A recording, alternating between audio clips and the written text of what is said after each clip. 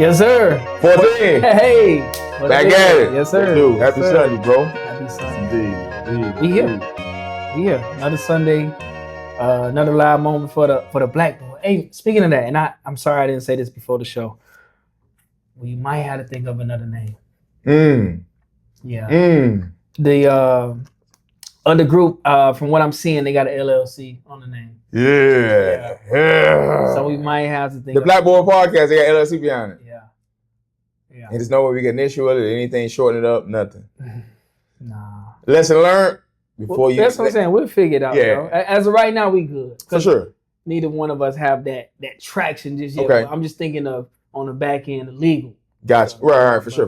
We'll get there when we get there, man. But for sure. We're excited to bring another episode to you all, episode 14. Indeed. Let's jump into it, man. Yes, sir. Ex-NFL PA boss, how? I don't know, but shout out. Man, you using the company card. Yeah, indeed. At the strip joint. Oh man, and not any strip club. World famous Tootsie. Yes. And world famous Magic City. Uh-huh. Hey, they say he went to go get some lemon pepper wings, man. Let's talk about it, bro. Let's talk about it. I mean, go ahead. Give me your thoughts. As I mentioned, I think this is related to internal beef somehow, some way. For sure. There's no way we should have known about any of these expenses. Right. We should have stayed in-house. Indeed. A little, tap on the wrist or whatever it may be, just to keep things under wraps, to say we do have a moral code of ethics. Right. Because on our job place, you don't get fired the first time for something. Right. No. Typically, no. Right. Typically, it depends on the degree of what it is. I agree. Yeah. It's still a layer of how things are done. I agree. Now, they had a conversation with him maybe previously, and they just saying, nah, this is it. We need to release this. This is the way to get him out of here. Indeed. And that's what it is. Right. What'd you say? Magic City and Tootsies. Yes, sir. When I read Magic Miami Guards, I said big dog. Listen. Okay, so let me dive a little bit into it. Yeah.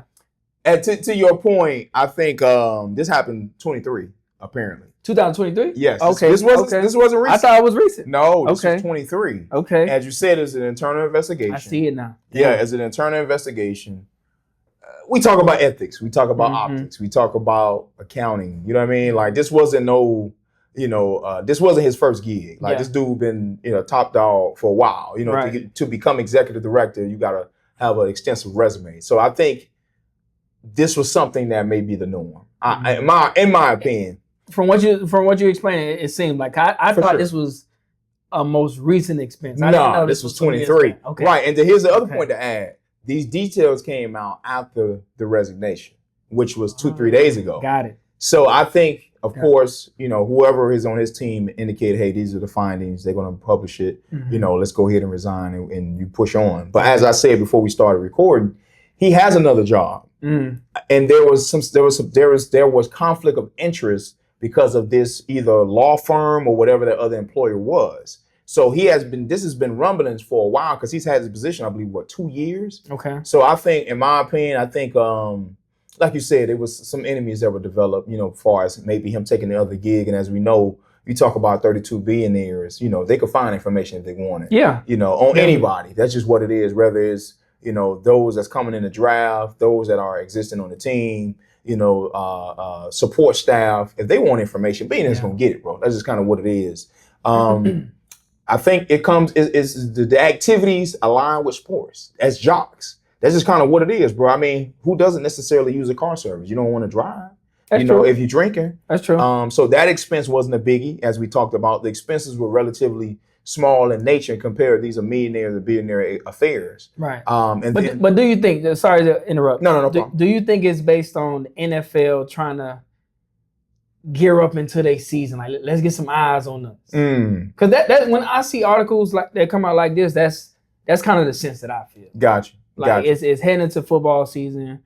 What type of controversy moments can be out there that we can start to gain of the eyes back on ESPN, NFL channel, all these other things, bro? I don't know, because you got to think when somebody's job was lost in this process. Well, he resigned. Right. Hard time. Come on now. I wouldn't rule it out, though, to be honest. I wouldn't rule it out. But going back just to the story a little bit, to my understanding, let's just say roughly between the two strip clubs, Magic City and Tootsie, let's just say own about 5K. Come on, man. Yeah, but that ain't nothing. Come on, man. Yeah. Come on. The top executive? Right. So, but to your point, there may be some tie-in between, we need some relevant stories, similar to Jerry Jones. He wait last minute to sign the big money for the guys. You got Michael Parsons coming up now that he's dragging his feet on, trying to invite him to the house for nachos. That man want his money. Yeah, he like, nah, I'm not cutting you no slack. But that goes to that point of wanting the big splash signing or wanting the new the latest news approaching as a season. As we talked about, what we were like 30 days out. Yeah, before, about 30. Yeah. When is the no matter of fact the Hall of Fame? No, the Hall of Fame on the 2nd, I believe. Let me look it up just so we. If I'm not mistaken. July 31st. Oh wow, okay, that's the Hall of Fame game. Yeah. A week and a half. There you have it. Okay, so, Detroit Lions and the LA Chargers. All right, there it is. Indeed. Because the guys are already in camp now, Yeah. So you talk about install, you talk about film, you talk about, I'm guessing with that first preseason game, 90 guys. So yeah. Hey, speaking of that, just a quick transition. No problem. Shador has the top jersey sales. He does. So talk about getting your money. Oh, for sure. Oh yeah. Now here's the question though. Yeah. And I'm pretty sure the PA is tied into that. What's the extent of those sales that goes to the actual player? Because you got to think about it. This is a corporation. Yeah. So those jerseys, you don't own that jersey. That team own that jersey. Now it's his likeness though. But what's the extent of the contract? You follow what I'm saying? Like, you can't tell me because your jersey sales are, let's just say if there's the total amount is, let's just say, let's come up with a rough number, 5 million. How much of that is relevant to you from a percentage standpoint, considering you're the, like you said, you're your athlete? So based on what I'm seeing here, he gets $14 million in commission. Wow. Yeah. Based upon what number, or just in general? His expected global sales right now, since the draft, has been $250 million jersey sales. And he gets 14 of that. Yeah. That's a nice piece of That's nice. Oh yeah. I take that. Sweet. Because what's the rookie deal starting out, like yearly? It varies. It varies a lot. Now, we'll add this. This is the first year, unprecedented, that I've seen that a lot of those draft picks, we talk about from one, but even guys 4th, 5th round are signing guaranteed contracts. Yeah. You've never heard guaranteed in anything dealing with the NFL short of their initial signing. 4-year deal worth $41 million. So though, after taxes and everything, I ain't even gonna count before. So before taxes, this is his deal. No, this is the first overall pick in the 2025 draft. Right. According to sportstrack.com. Right. $41 million 4-year deal. So that's about $11 million a year. Almost. There you have it. On about. Right. To 0.8. Right. So Shador just made 14. Just on the jersey sales. On the jersey sales. Jesus. Imagine go out there and have a hell of a year. Yeah, you take what's your boy name? Spot. Flacco. Yeah. Yeah. Which I think it's inevitable. For sure. Yeah. Flacco is not prepared for 16-game season. No. No, he's not. Come on, man. The man. 5 games. Mid-season, maybe. Mid-season? 6 games. Yeah. I would say at the least 6 to 8. For sure. Okay. Mm-hmm. All right, man. Yes, indeed. Shout out to Shador, man. Shout out to him. What a respond economically. Yeah. Because he lost a lot of money, a lot of bread. Yeah. Oh yeah. Mm-hmm. Yeah.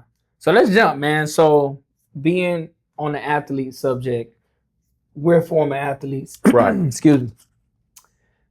Do you feel like we settle or get into this identity crisis? Is it something I think we suffer from? Yeah. Yeah. Yeah, the overall majority, yes. Mm-hmm. And I think in my opinion, just to give some context to it, I think that because we've been associated with a sport since the age of 6, to most guys hang it up, let's just say mid-20s. Yeah. Once the reality of you're not playing in the NFL, you're early 20s. So from 6 to 22, you've been affiliated with this one sport. And now the society's telling you to pivot to whatever other interests you may have. But the coaches and everybody around you is telling you this need to be your sole interest. So what's that process of figuring out what else can you do to make money? Yeah. What other interests that you legitimately have, and not playing with it just because it's associated with your major or whatever you're doing in college. So outside of football and basketball, as you was growing up, did you have any other side hobbies? Outside of football and basketball, I like to read. You like to read? Yeah, I would read, but you ain't pick up no instrument. You ain't tried painting.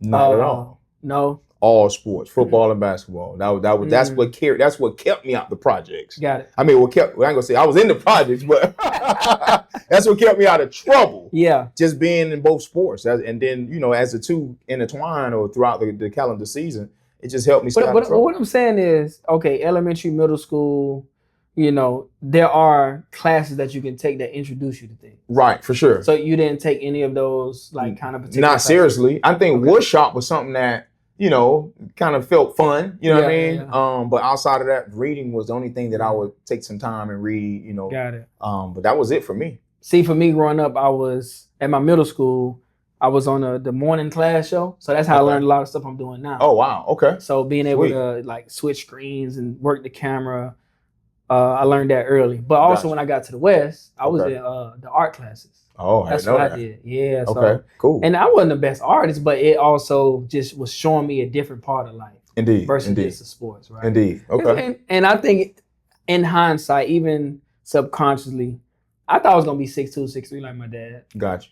5'9". Didn't happen. So low key, I was feeling it, but I was like, damn, I'm good at sports though. Like something's gonna happen, right? Right. Gotcha. I was thinking about the Randall L's, gotcha. the Hines Wards. I'm like, okay, gotcha. That's an opportunity. I just got to put on some weight. Gotcha. Weight gain never came, right? So, I was kind of already set up in the sense of I was in identity crisis for football, but remember my first love was basketball. Right. I only played at the West 2 years of basketball, 9th and 10th grade. Gotcha. So that passion already got taken away from me. So football was like that driving engine, but I'm just like, damn. And then when signing day came around, gotcha. I ain't get signed. I didn't either. I had to go to Marion, right? So I'm just like, damn, bro, like this is what it is. Mm-hmm. So, but yeah, go ahead and let you get back. No, but to your point, everybody's journey is uniquely for them. It's going to be tailored to those experiences, which God lays out, bro. You just got to walk the path. Right. But to your point, just comparing our stories, I never had nobody push me into other interests. It was strictly sports. Hearing from since 6, my son gonna buy me the house. Yeah, I'm gonna buy the house. Right. Boy, that house ain't boy. You hear me? But I think for me, as I said, reading and then having formed a relationship with my mentor, Axtel, pushing me into reading further. And then I think just browsing, whether it was movies or mostly movies, or it may be like the ESPYs or anything like award ceremony, seeing guys dress. You know what I mean? Or in the movie, seeing guys dress a certain way. And I was like, man, I like that style. Down to what the 50 show is with Ghost and all of my Power. Yeah. Seeing Ghost, the way he handled himself in dress, man, that's me. Yeah. You follow what I'm saying? Like that's something that that caught my interest. Okay. You follow what I'm saying to today's date, far as my dressing style, my interests, the things that I'm into, to where we're still, it's the part that we hadn't noted now, we still at a young enough age to where we can pivot into those other interests. Yes. And it could actually be something that we enjoy. Let's add in. That's one of the things I can say that a lot of my former teammates have tapped into a little bit is golf.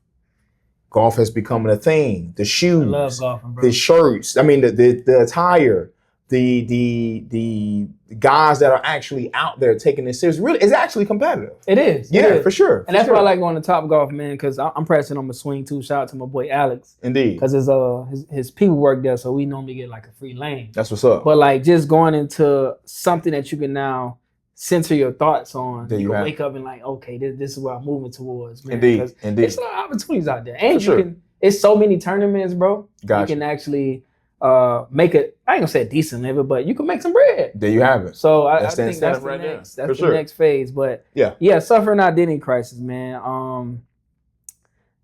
If you don't know how to pivot and make that transition, or you don't have, as we always mention, the right circle of people around you, for sure, that makes a big difference. You're gonna get stuck. Right, for sure. And to be honest, neighborhood hero. There you have it, which is hugging the corner, right, or riding the bike around in the hood, right. And you don't. What are your other interests? What else do you see yourself outside of just being an athlete? And I think it's an internal thing too. You gotta pray. You gotta have a relationship with God. You gotta ask God for direction. Yeah. What else can I do? I cannot just be a football, basketball player. There has to be other things inside my soul that I can attach myself to, even from a career standpoint. Man, start somewhere.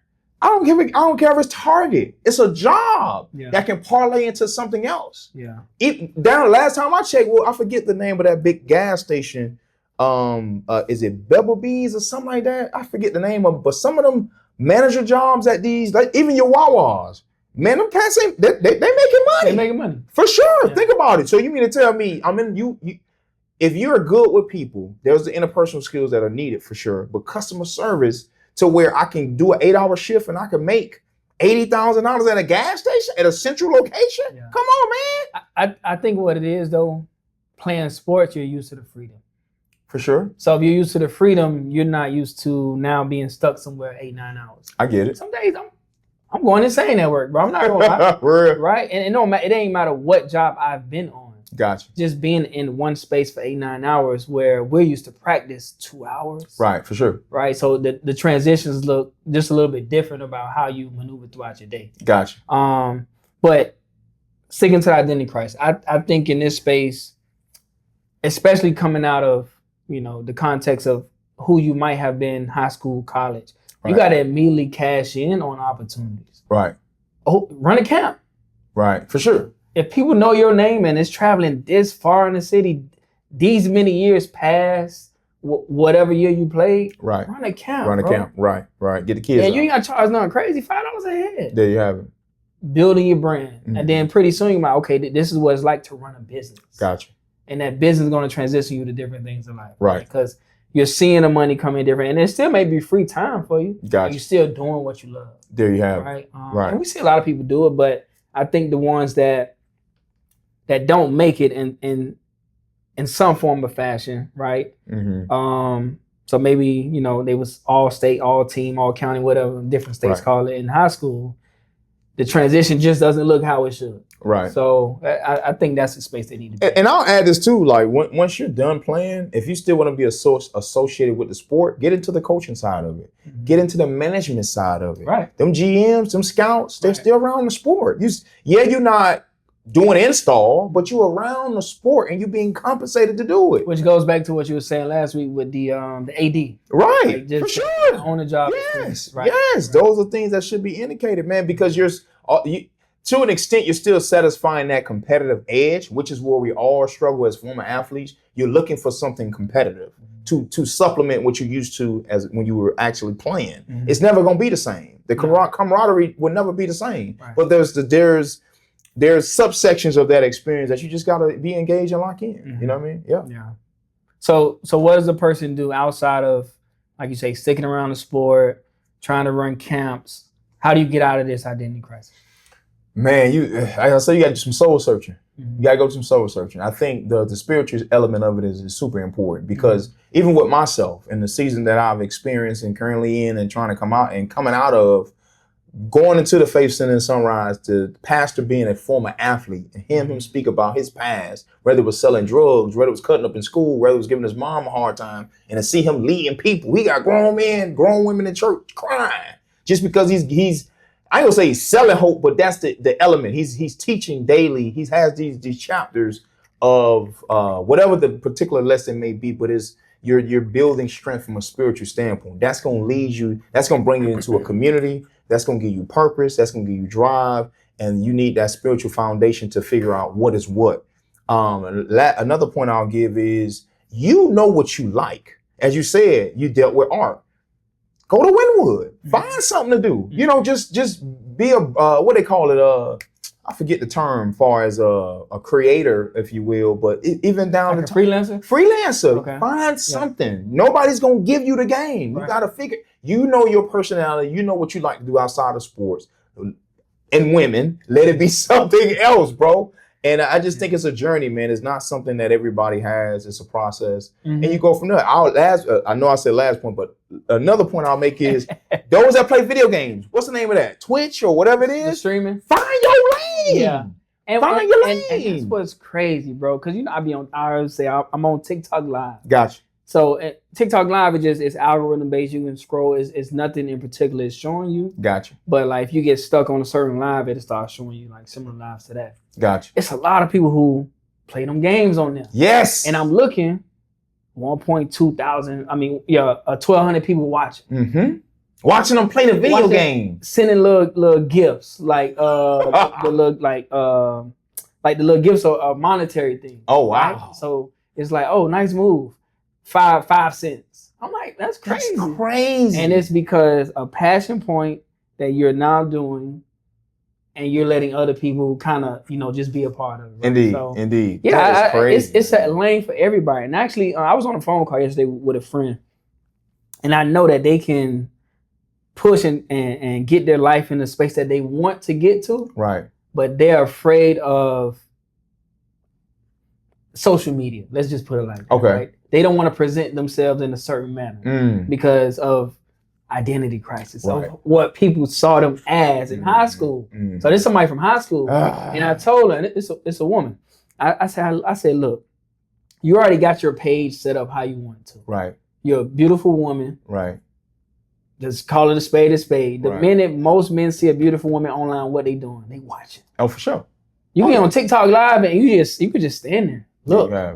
And Somebody then- gonna be watching. Exactly, right? But she also does tarot card readings. Okay. Right? Oh, You know how wow. some people feel about that, but I say it's a nature, it's a group of people out there for you. Gotcha. So eventually, you're gonna have the people who just watch you because you're beautiful. Right. You got the people who watch you because you're doing your tarot card readings and whatnot. And then when they click your Instagram page, they're like, damn, she's been on this for years. There The you track have it. record is there. There you have it. Right? So you started it, you just need to venture out. There you have it. So Yeah. And I'll add this too. And I salute women. mhm. They can take any industry and add their beauty to it, and it just works, bro. Two things that come to mind: fitness and cooking. Yes, bro. How the Yes. fuck you gotta do anything with these green peas you over here cooking? But I'm watching. While watching. Yeah. But that's my point. Mhm. As men, it's a little bit more challenging. We gotta dig a little deeper. And we don't have a good form of sense of masculinity online as a presence. Gotcha. Because most men that I see right now is just they talking to the camera and dogging men, dogging women. Like Yeah. which side you on? Bro? Like you just trying to say the right things every time to get the repost. Yeah, Like, for sure. come on, Oh, yeah. something's Oh, yeah. wrong there though. Yeah, it's But, some so men do need some form of masculinity, which we can get into that topic a little later, Mhm. just to kind of curb like the direction that we're going. Gotcha. Because everybody need some type of mentorship to follow, I agree. right? I agree. Women, as you just mentioned, like, okay, they gonna look at another woman post, like, okay, damn, okay, she's sitting like this. All right, Mhm. this is the way I need to sit. Yeah. She got like half zip, so Yeah. I can show her look. You know what I'm saying? Well, I'm locked in. So yeah, it's a little bit easier for them, man. But so let's go back to the identity crisis though. Gotcha, for sure. So former athletes suffering that. We've been seeing a lot of suicides over the years. Yeah. Right? And not to be so, dark with this message, but it is a form of identity crisis that leads to these moments of I don't have the same limelight. Right. People don't respect me the same way. Mm-hmm. Mm-hmm. I'm not being seen how I should. Mhm. I get on Instagram Live, one person click in there. That's tough. Boy, Right. that's tough reality. It is. It's a tough reality, but it's something that you need to face early and often. I agree. Like last week when we were talking to my homie, I like my nose early and often Yes, sir. because that's going to show you the true depth of who you are and how you Indeed. need to Resilient. transition in life. Right, for sure. How you need to bounce back and be resilient. Oh, yeah. So Mm-hmm. suicide, man, it's a tough pill to swallow, especially when you might have, former teammates, Mm-hmm. former friends who Mhm. are, suffering through these moments. So as always, man, it's a community of people that you can talk to. Right. It's always a hotline number, man. If you ever feeling any type of way, please reach out, man. Whether Right. that's even, starting live on Instagram. Right. Like start talking about it in a space where other people can come in and just have that conversation with you. For sure. You know? And I'll add some context to it too. I think where the suicidal ideations come in at is depression related Right. to that process. Yes. Because you're transitioning from former athlete to the man now. Mhm. The balls no longer matter. Football, basketball, baseball, whatever ball you was involved in, Mhm. no longer is attached to you. It's former now. Mhm. And that process is depression. It's depressing going through it because the unknown, the lack of popularity. I hated for guys that were popular in high school and they never left. Then, They're going through it. In high school, yeah. Yeah, 50 talked about it. Damn, homie, you was the man in high school. Homie, what happened to you? Fell off?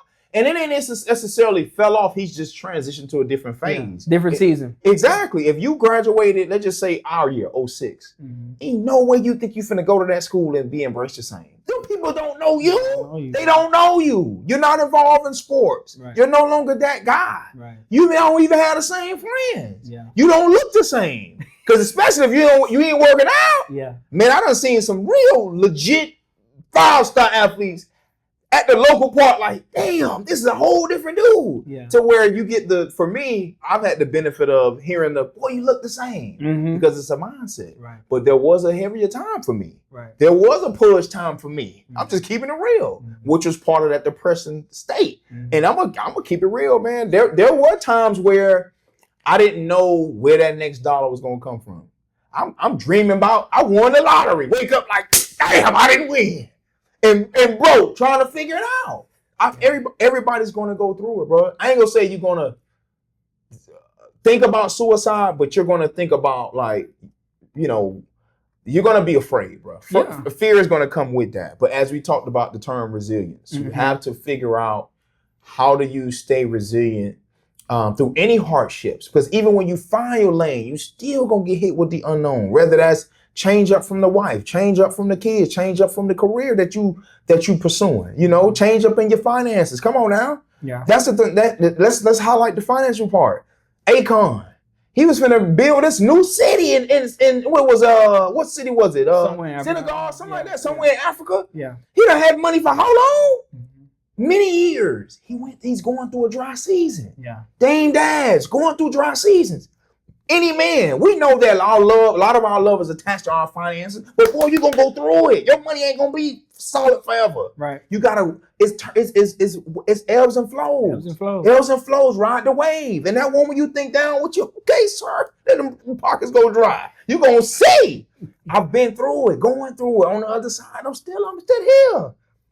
That's part of life, bro. To be honest with you. But that just building context to the topic. Yeah. That's it, bro. Yeah. Get your nose early and often. For sure. Now, in the same token, we spoke on identity crisis, leading to depression, things of that nature. Black men communicate. Right. For mental health. Just in the sense of, I see you, as they always say, hey, I see you, brother. Like, I know exactly some of the same struggles that you've been going through. Indeed. Even if I think about my journey so far. So,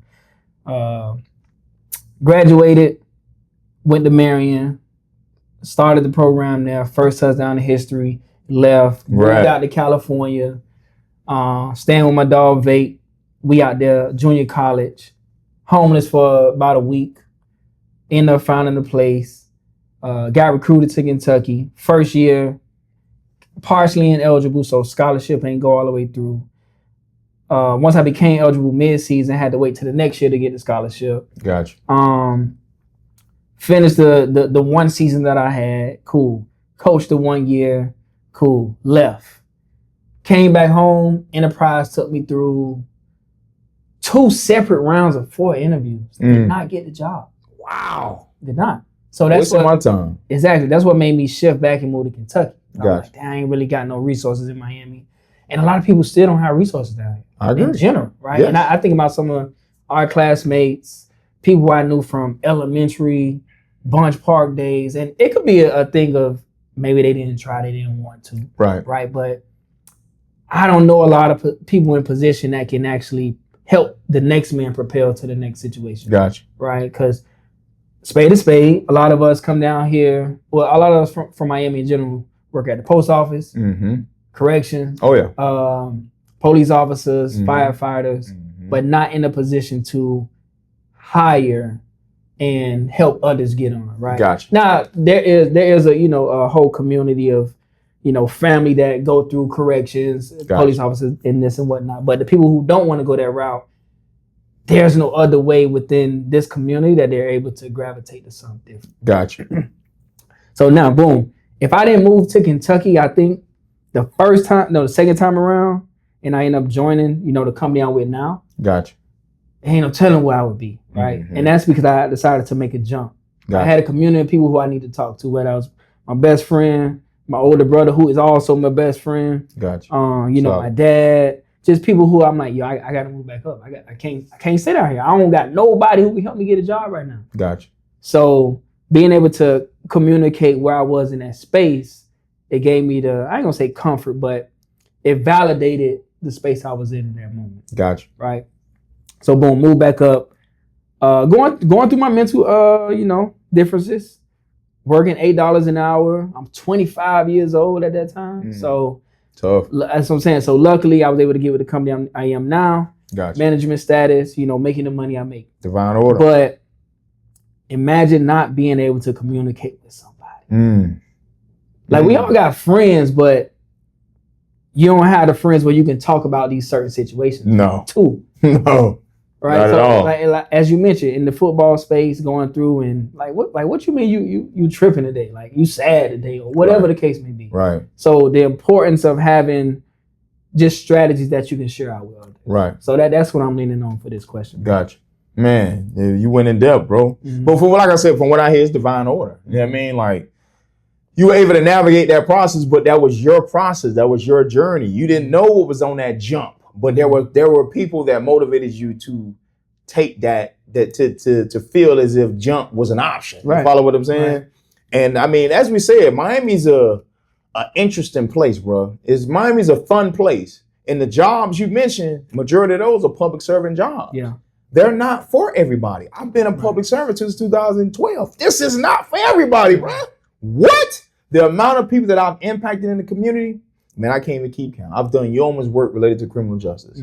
But as far as the quality of life and the income, it used to be something, you know. But in theory, a public servant, you're signing up for a service. You have a passion related to the service. You're not saying that you want to be paid for the skill set. Comparable to your profession, tech is saying that I have a skill set. As you said, you started early on, which I knew nothing of. So you had an interest in that space to where that curiosity, and from what I'm reading, you know, from millionaires and billionaires down to Bill Gates, and I forget the other guy's name, curiosity from that first computer from middle school is what propelled Microsoft. And you just said you playing around, switching screens. Man, I don't know nothing about that. So naturally, you gotta, my advice to anybody is when you choose to make a career is either you're gonna go with a service, signing up for, you know, those that county jobs, city jobs, you know, some federal jobs, or you're gonna say I'm gonna bet on my talent, and that's basically what you did between the two.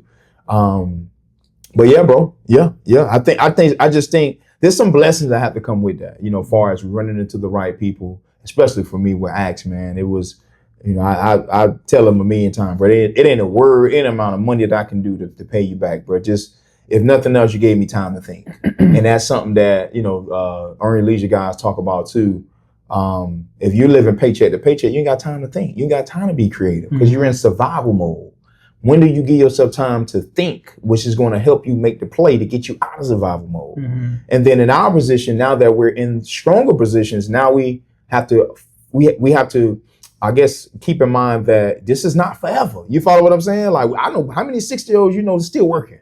You in your 60s still working? Yeah. Because there's missteps in between that, you know, or there's setbacks, which is life, you know. So based on like mental health strategies and finding your right community, where do you go now? So say you didn't meet X at what it was, 16, 17. You now in your 30s. Where do you go? Whew, man. If I didn't meet X, if you didn't meet X, where would you go? Man, I would be lost, bro. I'm gonna be honest with you, man, because I think it's either I was gonna tie. For the most part, I feel as if I would have tied myself to one of those sports, whether it was football or basketball, because I did have a natural interest in those sports. So you would have stayed in the sports avenue? Yeah, I would have stayed in the sports avenue, but I just think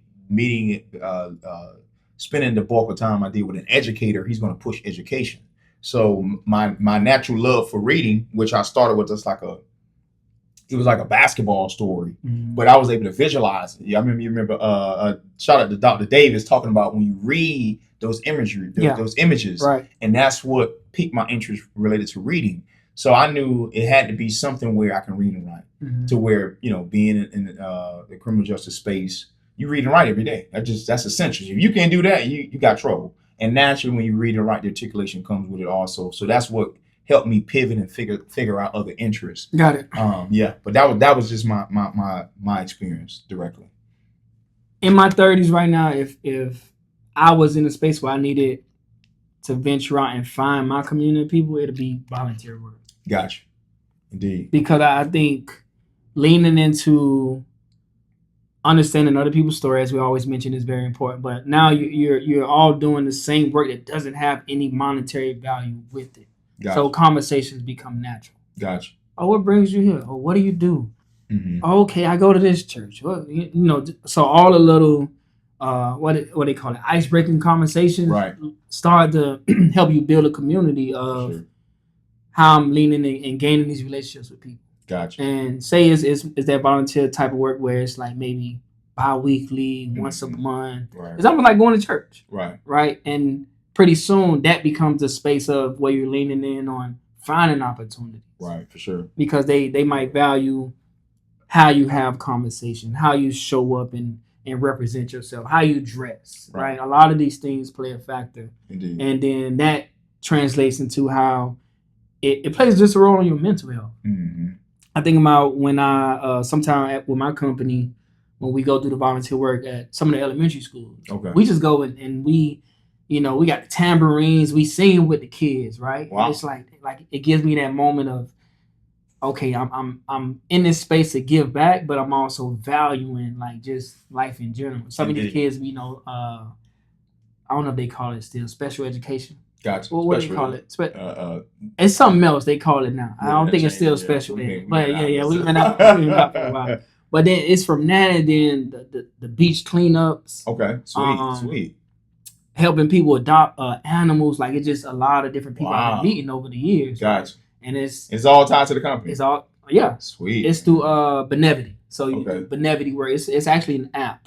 So you don't necessarily have to be with the company to go volunteer. Okay. You can download the app, find different opportunities. There you have it, man. That's something, man. And from what I hear, the purpose. Yeah.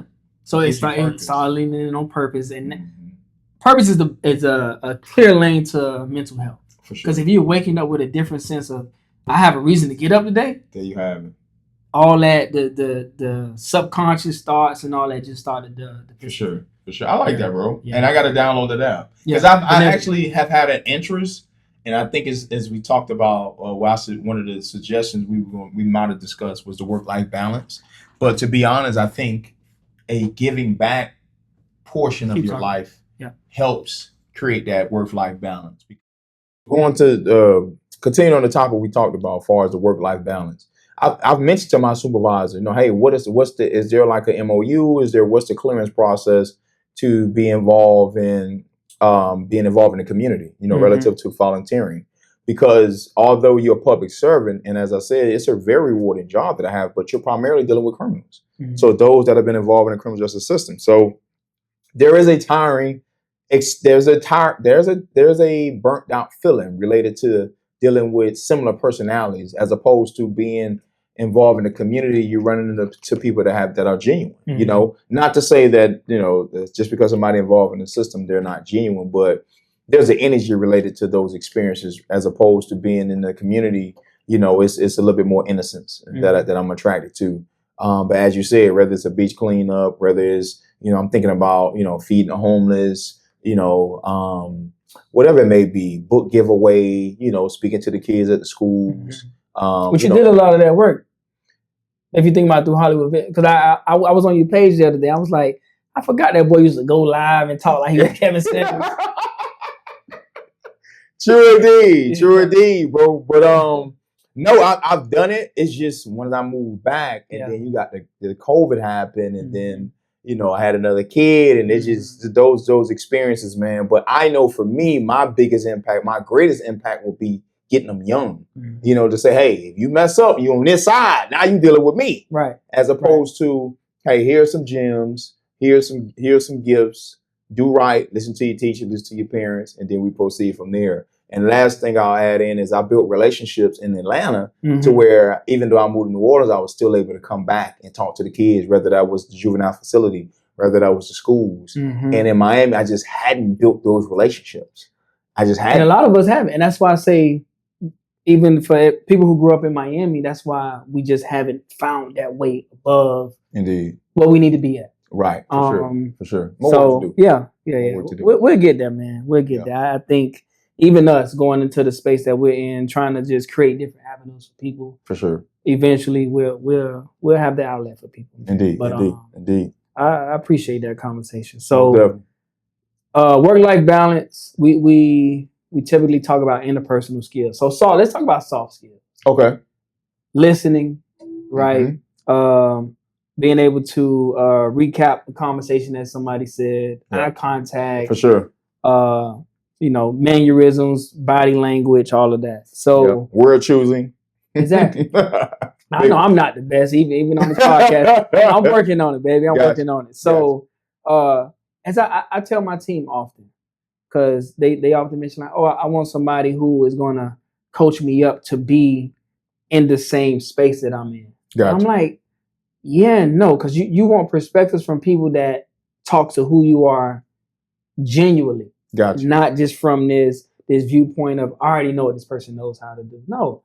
I want to be able to say like, oh man, I love how you was listening intentionally. Yeah. Or I loved how, you use the words can and versus here's what we can't do. Gotcha. Just conversation that allowed the conversation to move forward. Indeed. Through empathy. Right. So soft skills. Right. What's some of the soft skills you think that helps you propel in different spaces? I think it's a little bit of a challenging experience because I'm dealing with a different type of people, in my career, because that gun and badge makes a difference, bro. But to your point, dealing with the number one thing I take from that is how is your success rate with building a rapport with those that's on your caseload, empathy, active listening, legitimate interest, your word choosing. Being able to build upon conversation. Like I may talk to you on Monday. Guess what? I'm going to talk to you. I'm going to pick back up on Friday and regurgitate everything that we talked about and include when I see you in the field, whether that's at your job or your house, these are ongoing conversations. Right. So people want that buy-in. People want to know that you actually care. And those are just characteristics that I just developed through the years, playing sports, being a team player. As you said, active listening, you got to know what you're doing, as far as on the field. So there's a listening aspect of that, and there's a visual aspect of it too. And just awareness, from different backgrounds, of course, those that maybe be somebody living on Sunny Isles that may have a worse relationship with somebody that lives on Liberty City, but I'm able to gauge it based upon conversations, the things that you say, and just personalities, so I think it's been a gradual process for me. And it's just, professional development. How do you get better? What's going to separate you from a competitive standpoint than the other officer, excluding education, just performance on the job. And those are the things that separate you for sure. Yeah, no, that's true. So, okay. Professionally, as you say, there might be some different type of characters that you deal with, aggressive, overly exertive. Oh yeah. Reserved, and which is in different spaces, right? Right, for sure. Now, you moved away, right? Came back, so being able to be around different type of spaces, for sure. As I always mention, because I think about helping others who might be in the space of 30 plus, or just graduating college, and they need to figure out how to gain these type of skills. For sure. So as always, where do you go for? Right. I would look for diversity. You got to get around people that don't look like you, that are not from the same community, that have other interests. One of my biggest regrets when I was in New Orleans was professionally I was thriving, but socially I wasn't doing well because I came from Atlanta where everybody looked like me. Came from Miami where my schools everybody looked like me. In New Orleans, and this will be a crazy example. I can remember leaving downtown and always seeing a large group of people running. And after seeing the run group, but after the run, they were drinking beer. Oh, like a Nike Run Club. Yes. Okay, I was so confused, man. No, but I'm saying like running in packs, like far as like you could tell this is an organized thing that's happening. Yeah. And none of the people look like me. Maybe let's just sprinkle it. But even in my graduating class, I was the only graduate. I mean, when you go into certain spaces, because of your habits, it's going to separate you. So you're not going to see many of you as you continue to progress. So it wasn't that I was afraid. It's just I didn't have an interest, but I knew if I would have got around those people, they were probably attorneys. They were in management. They were probably entrepreneurs. You follow what I'm saying? So I mean, you said be vulnerable. Be vulnerable, Okay. and that's where I was too reserved. I was too caught up in my own environment. And granted, I did build relationships with attorneys and judges, and the support staff within that space. Mhm. But I needed to get out of that space. Got it. So looking at it 3 years removed, you could have built some relationships in New Orleans that you could still hang on to today. Mhm. So the vulnerability is the biggest thing. You have to get out of your comfort level and be willing to say where you're from, what you're into, and people going to feel the same about you. Wow, you from such and such. And last point I'll make, I ran into a coworker yesterday at a local park, and to see her eyes seeing me dressed down, and me to say I'm from Liberty City, she was just like in awe. I mean, but that's the versatility that you need. Yeah. But that would have served me well in a place like New Orleans where nobody was like me. No, that's true. Yeah. And I'm gonna just add a couple quick points. You got to share your story. For sure. If you're not sharing your story with people you come in contact with, right, it's not breaking barriers with them. I agree. Because they just view you as, okay, like this person's closed off. They don't have anything to share. Because spade to spade, most people are looking for reasons to help impact you. Indeed. Especially people with money. Oh, for sure. Oh, yeah. That's just what it is, right? True indeed. And I'm watching the show, what it's called, The Shy. Okay. And through this, it's the character. I forgot his name, man. But anyway, he's a killer in the show. Okay. He's not a drug dealer. He's a killer, right? Okay. So he's on his yacht, and the lady is asking him like, "Hey, tell me about your story, like, this, that, and the other." He's on a yacht. He's on a yacht, so it's like a party. So the main lady is funding him to go to school. He's really good in school, but he in the streets. Wow. Right? So this white lady is asking him, "Oh, I want to help you write your book. Okay. Tell me about yourself." Mm-hmm. So boom, he's selling it. And so she leaned in and was like, "Oh, so well, how do you get your money? Are you a drug dealer?" He was like, "Lady, stop playing with me. Like, why are you asking me that question?" Right? So leaning on that because of the vulnerability of sharing everything else, she started to paint the picture. So she just like, yeah, because we need to have this big thesis of why your book matters, right? And that's why I say like people tend to want to help people who got a story. Yes, right?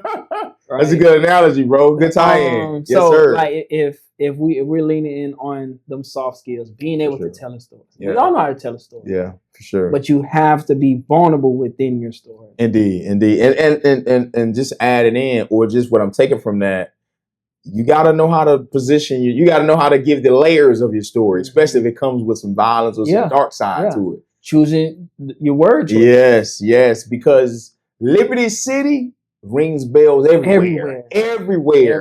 And I've had judges come give me a hug.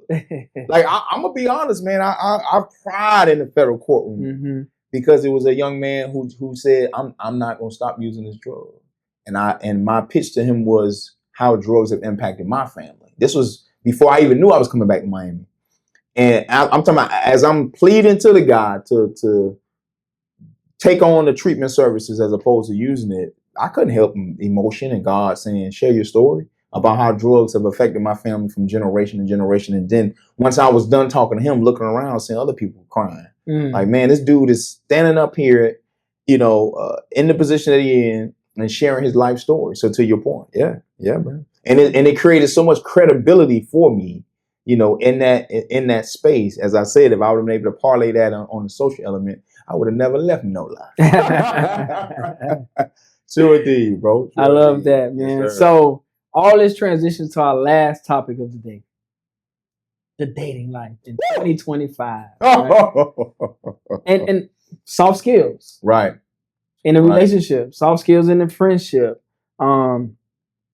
It's tough.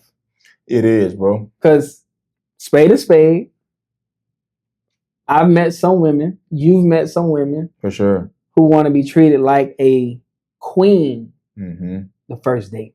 Princess treatment. Right? I want to go shopping today. Oh, wow. Yeah, right? And let's just talk about some expectations, man. So I actually saw a couple of tweets, man. I actually want to reference real quick. Gotcha. I saw it. I was like, oh man, I know Hollywood don't like this.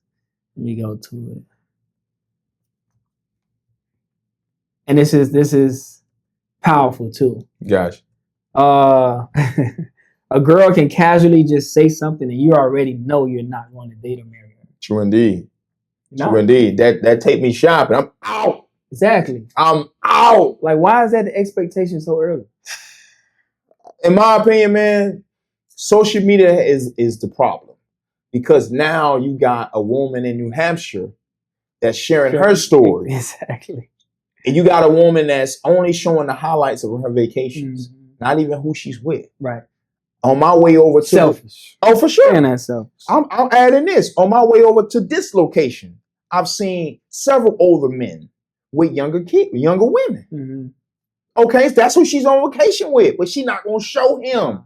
She wants you to think it's just her. No, it's not.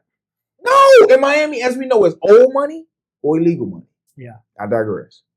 Okay. I digress, bro. So what I'm hearing, it's situations where the illegal money and the perception of how quick it can come, and men or women, I'm gonna say both because men feed off women too. For sure. Oh yeah. But like being able to quickly grab what you need, right? Whether that's quick meal, quick vacation, quick bag, and it's taken away from the true depth of what a relationship means. Right.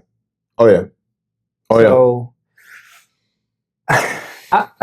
I'm struggling for words with this topic. I am stuck, man, because I'm a single man right now. Me too. Right? 36, right? And I ain't gonna lie, sometimes I feel like my clock is running out with wanting to date. Because I'm like, at the end of the day, I'm thinking hindsight, you saying the old man with the young girl, is that gonna be me? Because I'm figuring like I'm done and I just want to lay it on the line first. Gotcha. Whew. I don't know. But I will, like, I'm still open. Like, I'm openly dating. I'm looking for the right situation, but I come just across a lot of situations. I'm just like, a lot of them don't similar. Feel right. A lot of them similar. It don't feel right. Yeah. I was I went out to the beach one night, but not one day, and I'm like, the date was the beach. Okay. But I'm like, hey, let's go get something to eat. I said, oh, okay, I'm down. So I'm thinking La Sandwicheria, the little sandwich shop. I love that spot. On the beach. Look, it's different locations. They sell like healthy food. They got one in Wynwood. Gotcha. So I'm like, all right, let's go here. Y'all on the beach? We're on the beach. Okay. She was like, yeah? Why?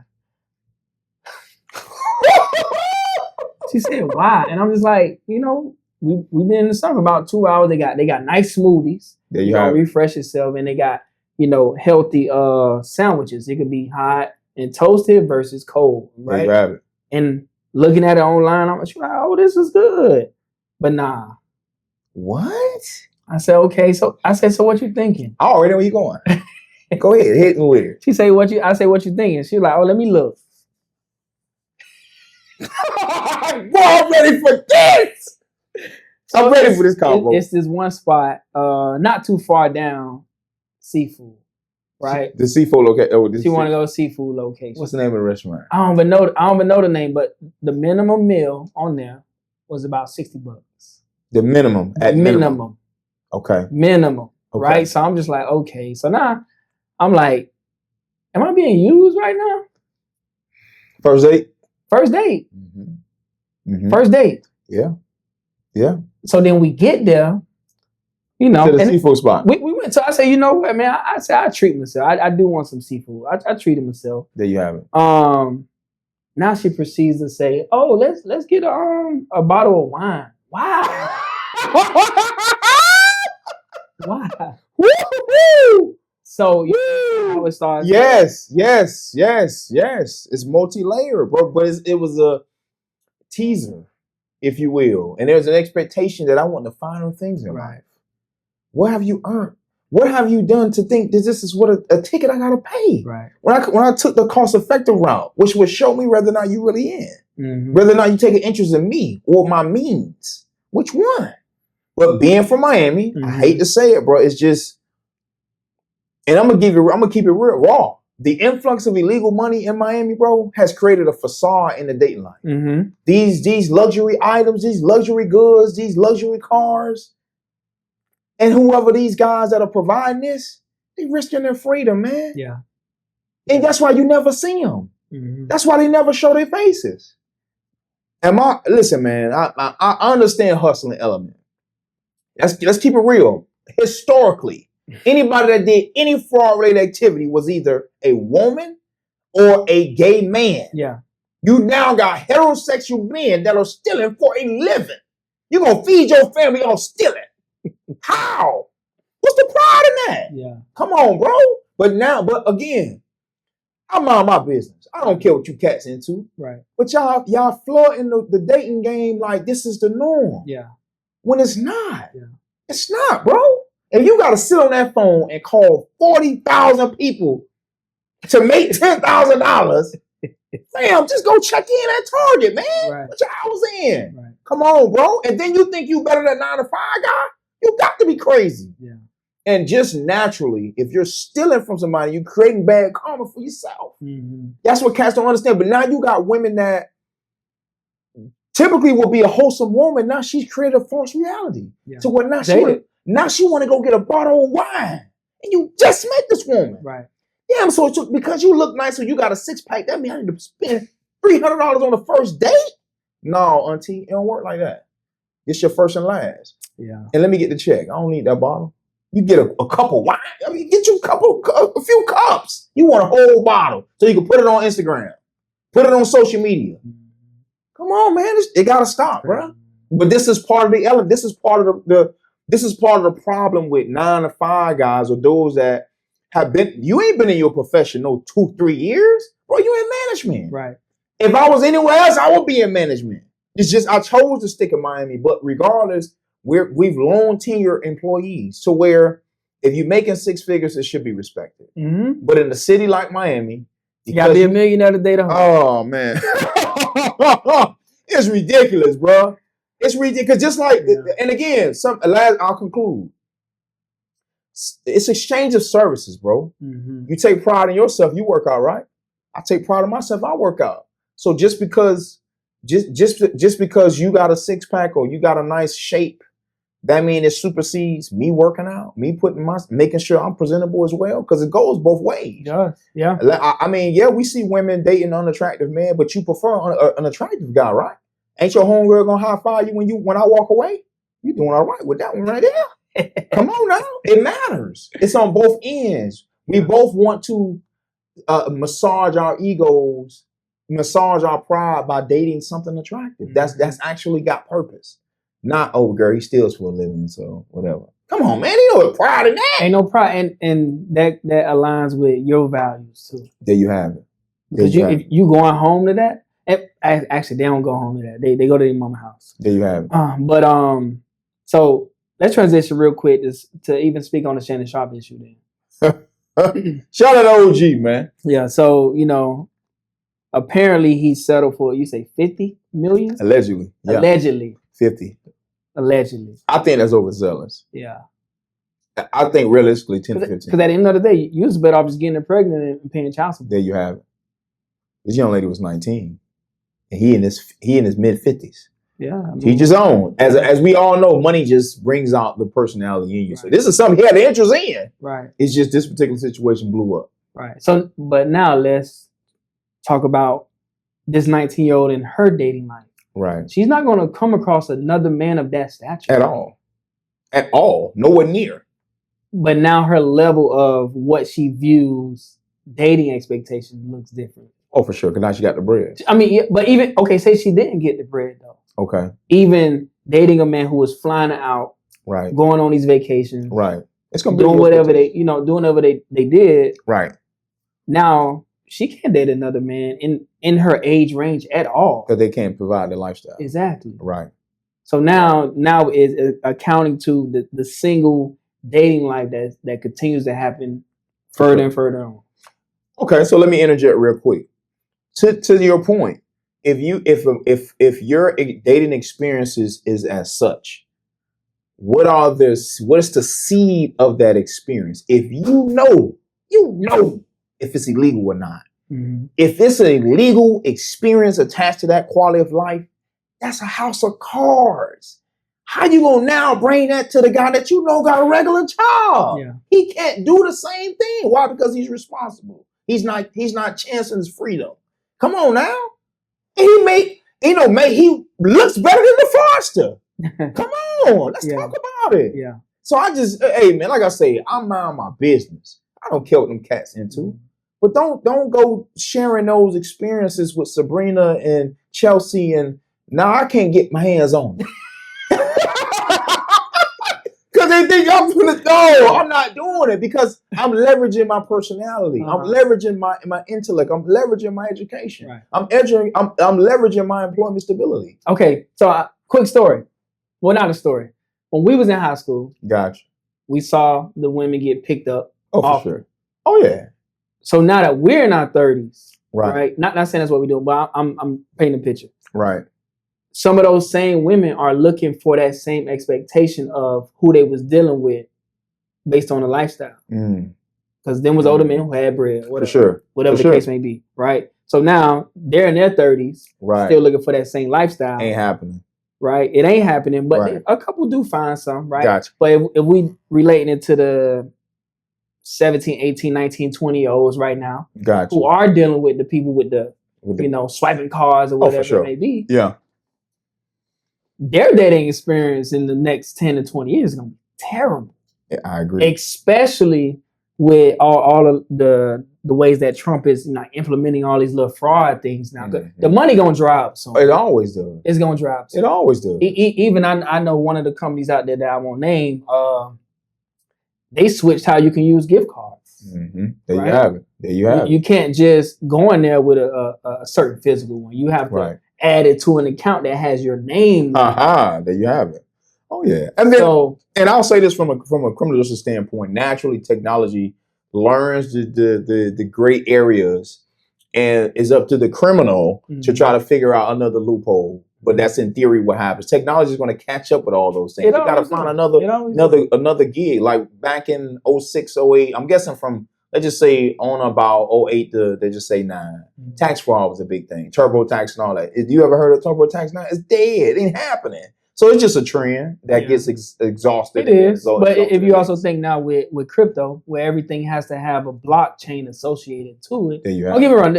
People do know their way around it, but that's why the government, I think, is getting their hands in it now, trying to create those stipulations to where, okay, here's who the third party signature has to be on there to make sure this is a legit transaction. For sure. They're going to find out. A little wire fraud and all that still happening, man. But yeah, man, just to end this topic with dating, I think a lot of opportunities are being ruined because of false expectations. Indeed. Just stated. Indeed. And I'll add in, I think. And I'm tired of my family keep asking me, boy, why are you single? This is why. Because you can't help what you like. Yeah. Like I'll give you a quick story. I promise I'll be long-winded. Mm-hmm. I'm in Starbucks reading, browsing the web. An OG comes in who's a regular like I am. And he said, man, Hollywood, man, I saw you one day with a young lady. And he said, he was a funny cat now. Yeah. It struck me that you have exquisite taste. Yes, sir, OG. But to that point, you can't help what you like. You like attractive women. Right.